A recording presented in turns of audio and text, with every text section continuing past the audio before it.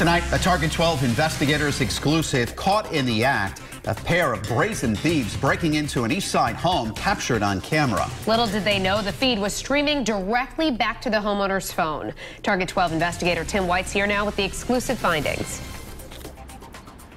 Burglaries happen all the time, but the video you're about to see peels back the curtain on this common crime and shows you how Providence police dealt with two masked bandits.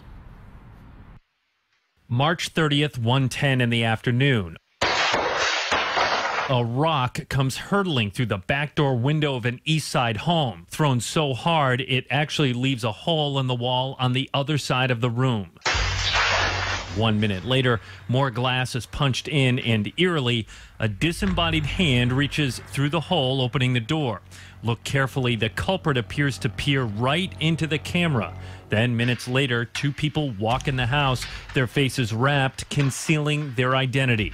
What the bad guys didn't know is the moment they walked in the house, miles away, the homeowner's iPhone chirped with a message from the camera. So I looked at the feed and saw that there were actually two people in my house. So I called 911.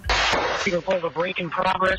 Female on the phone stating someone's trying to break into her back door. She's watching a live video feed. Presumably thinking the camera was just recording, not broadcasting, the burglars searched the house, not knowing Providence police, with their sirens off, were on the way. Patrolman Frank Moody was one of the first to arrive. And I knew there were other cars coming in. So at that point, I didn't want to get into a foot chase with them. So I entered in, reached in, and there they both were. They're all masked up, which took me by surprise. Moody didn't know several important things. How many bad guys were there? Were they armed? And why were they masked up? I didn't know if somebody was in the house. So Moody makes the decision to storm into the home. Don't move! Don't move! Put it down! Put it down! Get out of right now! I got two subjects in here! Get out of the ground right now! You can see Captain William Campbell keeps watch on the first person while Patrolman Moody goes after the second. Get out of the ground right now! Get out of the ground! Get out of the ground! I might be a little strong, and people might find it insulting, but I can always apologize later to somebody and clean it up. You know, I can apologize later for stepping on your toes and hurting your feelings. Who else is in here? As you could imagine, just like, oh my gosh, I can't believe this is actually happening. Clear the house. They gave us so much information, you know, if we didn't make that arrest, it would have been embarrassing. They were fantastic. Yeah. They were great. Like I said, there were probably 8 cop cars here. The homeowner, who asked not to be identified, tells Target 12 break-ins on the East Side were so bad 2 years ago. In fact, there have been a couple of attempts here. Upstairs window, the screen had been ripped out, and someone had tried to, push the window up, but it was locked. She bought a Nest camera. I sort of anticipated it. Like, I knew it was going to happen someday. Really? And that was the day it happened.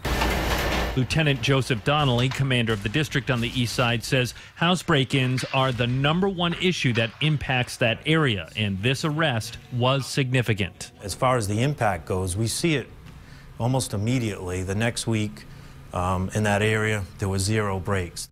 The suspects in this case, one a juvenile, are both being held as their case winds its way through the courts. With the Target 12 investigators, Tim White, Eyewitness News. And this Target 12 investigation isn't over yet. As you just heard that homeowner say, break-ins on the East Side got really bad 2 years ago. Coming up new at 6, we grab data from the Providence Police to find out where things stand now.